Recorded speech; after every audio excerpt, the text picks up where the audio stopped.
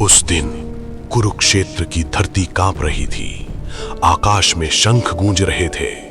धरती पर लाखों योद्धा आमने सामने खड़े थे और बीच मैदान में एक रथ पर खड़ा था एक ऐसा व्यक्ति जिसके पास शक्ति थी सब कुछ रोक देने की। फिर भी उसने कुछ नहीं किया। हाँ, वही क्षण जब अर्जुन ने अपना गांडीव नीचे रख दिया। उसकी आंखों में आंसू थे। वो अपने ही भाइयों, गुरु और मित्रों के सामने खड़ा था और उसने कहा, मैं ये युद्ध नहीं लड़ सकता। बस यहीं अगर वो व्यक्ति चाहता तो महाभारत का युद्ध कभी होता ही नहीं।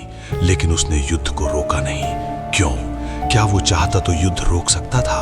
अगर हाँ, तो उसने ऐसा क्यों नहीं किया? यही है इस कहानी का सबसे बड़ा रहस्य।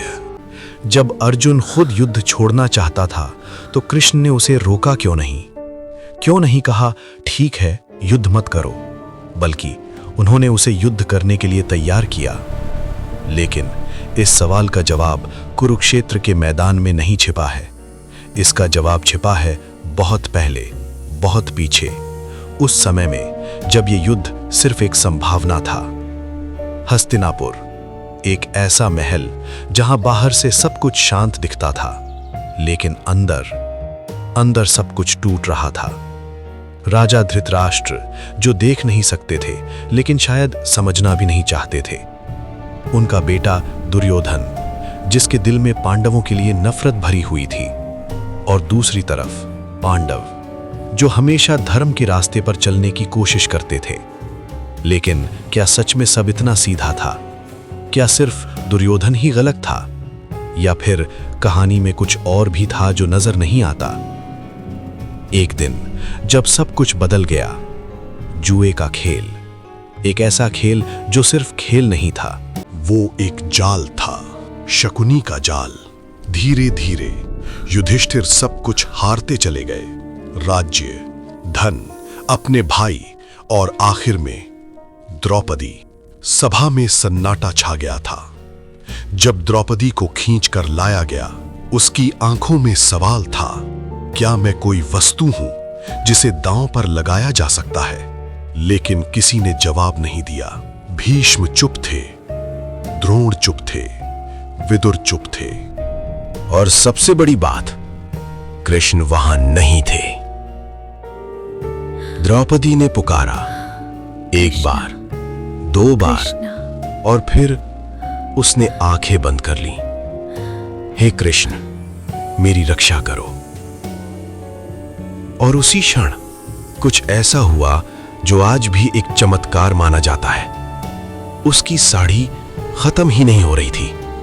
दुर्योधन, दुशासन सब थक गए, लेकिन द्रौपदी की लाज बच गई। उस दिन सिर्फ एक महिला का अपमान नहीं हुआ था, उस दिन धर्म का अपमान हुआ था। और शायद उसी दिन तय हो गया था कि अब युद्ध होगा। लेकिन फिर भी एक सवाल बाकी है।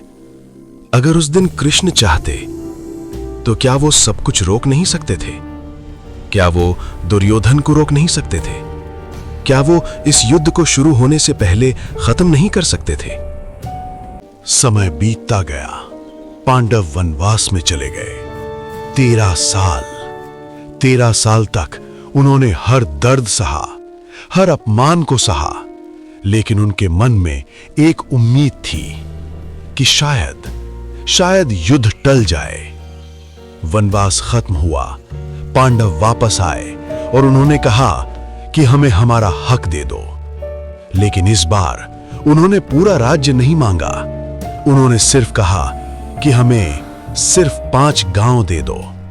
सोचिए, जो कभी पूरे साम्राज्य के राजा थे, अब सिर्फ 5 गांव मांग रहे थे।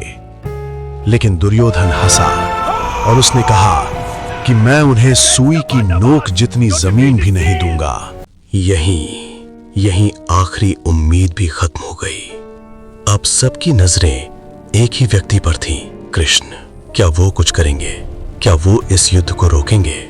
और फिर कृष्ण खुद गए दुर्योधन के पास शांति का प्रस्ताव लेकर। उन्होंने समझाया, युद्ध में सब कुछ खत्म हो जाएगा, तुम जीतोगे भी तो हार जाओगे, लेकिन दुर्योधन ने क्या किया? उसने कृष्ण को ही पकड़ने की कोशिश की। हाँ, उसने भगवान को कैद करने की कोशिश की। और तब कृष्ण ने अपना विराट रूप दिखाया। उनके अंदर पूरा ब्रह्मांड दिखाई दे रहा था। सूर्य, चंद्रमा, तारे, सब कुछ। फिर भी दुर्योधन नहीं बदला। उसका अहंकार और बढ़ गया और अब कोई रास्ता नहीं बचा था। लेकिन सबसे बड़ा सवाल अभी भी वही है। जब कृष्ण सब कुछ देख रहे थे, जब उनके पास शक्ति थी, तो उन्होंने ये सब होने क्यों दिया? क्या वो सच में कुछ नहीं कर सकते थे, या वो जानबूझकर कुछ नहीं कर रहे थे? और अगर ऐसा है तो इसका मतलब क्या है? क्या भगवान भी कभी कभी चुप रहते हैं? कुरुक्षेत्र की धरती पर शंख बज चुका था। युद्ध शुरू होने वाला था। अर्जुन अभी भी खड़ा था, अपने ही लोगों के सामने, टूटा हुआ, डरा हुआ। और तभी कृष्ण ने उससे कहा, अर्जुन, तुम्हें जो दिख रहा है वो पूरी सच्चाई नहीं है। क्या मतलब था इस बात का? कौन सी सच्चाई जो अर्जुन नहीं देख पा रहा था? और क्यों कृष्ण उसे वही दिखाना चाहते थे जो कोई और नहीं देख सकता? यही है वो रहस्य जो अगले एपिसोड में खुलने वाला है, क्योंकि असली जवाब युद्ध शुरू होने से पहले नहीं, बल्कि उस एक संवाद में छुपा है जिसने अर्जुन को बदल दिया और दुनिया को भगवत गीता दी। कुरुक्षेत्र। अब धुंध पूरी तरह हट चुकी थी। दोनों सेनाएं आमने सामने खड़ी थी। हर योद्धा अपनी सांसों को रोककर उस एक संकेत का इंतजार कर रहा था जो इस महायुद्ध की शुरुआत करेगा। लेकिन युद्ध शुरू होने से पहले ही कुछ ऐसा होने वाला था जिसे सुनकर आज भी लोग सोच में पड़ जाते हैं। अर्जुन अभी भी अपने रथ पर खड़ा था,